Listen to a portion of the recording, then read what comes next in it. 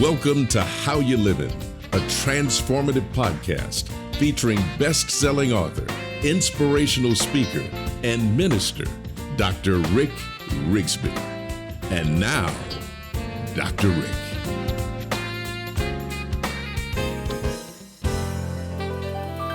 Hello, friends. Thank you so much for tuning in today. I want to talk to you about the measure of a man. Specifically, I want to encourage all of us men to step up. You know, there are many books out there on how to be a better man, especially in a space we call religious literature. In fact, I have several books in my library on this topic, ranging from The Mark of a Man to Maximizing Manhood to A Man of Honor. All really good books from a Christian perspective. But perhaps my favorite is a simple little book that I read years ago by Gene Getz titled The Measure of a Man. For over 40 years, this book has been a bestseller. Over 1 million copies sold all over the world. And here's Getz's simple thesis. True masculinity is not measured by the strength of a man or his title or even his appearance, but rather by some profound biblical principles that the Apostle Paul shared with his protégés, Timothy and Titus.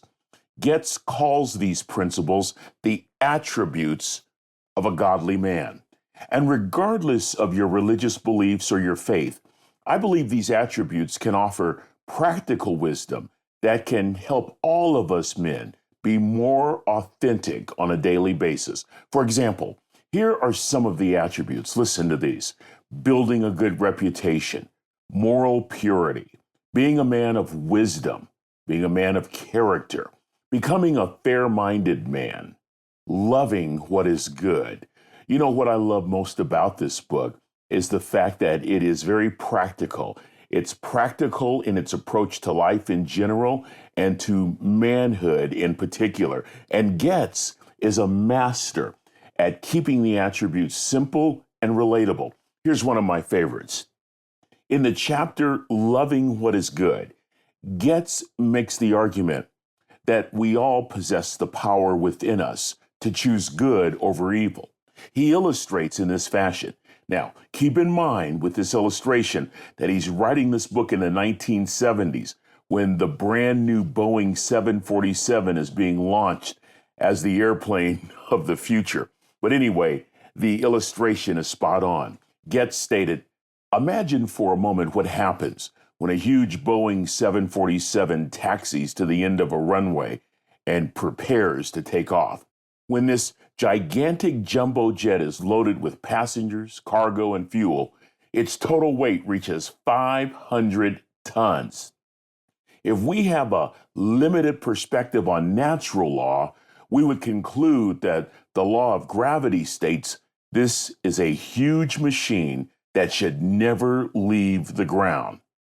But another law can overcome the law of gravity, and that law is the law of aerodynamics. When the pilot activates this huge airplane's 4 great engines, the plane will lunge forward, move down the runway, lift off, and climb skyward. In a matter of minutes, what seemingly should have never gotten off the runway is soaring at 40,000 feet. The power generated by those 4 engines is absolutely mind-boggling. You know, as Christians, friends, we don't have to operate under the law of sin and death. There is a greater law. For all of us, regardless of our religious beliefs, we have free will to choose good over evil. In other words, we can choose to love what is good. You know, my father, as many of you know, was the wisest man I ever met, yet he was only a 3rd grade dropout. I gained so many wisdom keys from him that I apply every day in my life. And my dad, for all the 40 plus years that I was with him on the face of this earth, he ended every single conversation with these words, son, be good. You know, as I reflect, I think in his simple way, my dad was reminding me that the measure of a good man begins with simple choices, practical choices that we can make on a daily basis. You know, I suppose I'm thinking about the measure of a man these days because of a funeral I recently conducted. As a pastor, I do my fair share of funerals and memorial services. But this memorial service really moved me. Not because of the words I shared, but because of the words that came from the children about their father. My dear friend who passed away was the epitome of the measure of a man. He and his wife were the best neighbors we'd ever had.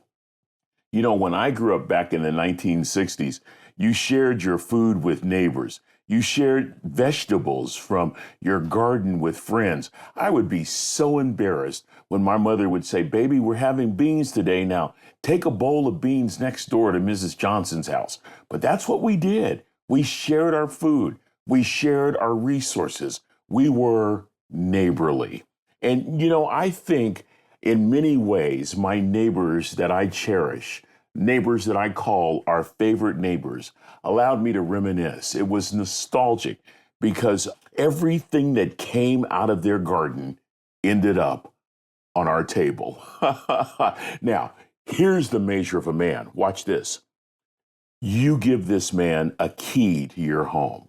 So not only did these neighbors share their food with us, but I trusted this neighbor with my family. You know what? When you trust a person with your key to your own house, with your wife and children, when you're out of town, I don't think it gets more trustworthy than that, right? That's the measure of a man to me. Can I trust you with my family when I'm out of town? During the memorial service, his grown children reflected on their father. And this comment moved me the most. It was said over and over again. And it went something like this. Our dad just loved our mom. He made a promise to her and he fulfilled that promise. Let me just pause for a moment and encourage all of us husbands and fathers. I think the greatest gift that we can give our children, men, is to let our children see us loving their mothers well. What a great gift that we can pass on, right? And these children saw that firsthand, and the ramifications, the impact is seismic. It will continue on for generations. The comment that challenged me the most was this. Listen to this. They said that their mom never, in 60 years of marriage, never pumped a gallon of gas. Oh, baby. You know, it caused the widow to say, my husband took care of everything.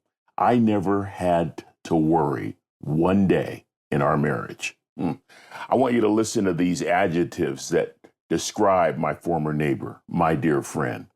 Loyal, committed, thoughtful, patient, kind, gentle, servant, helpful, caregiver, big heart.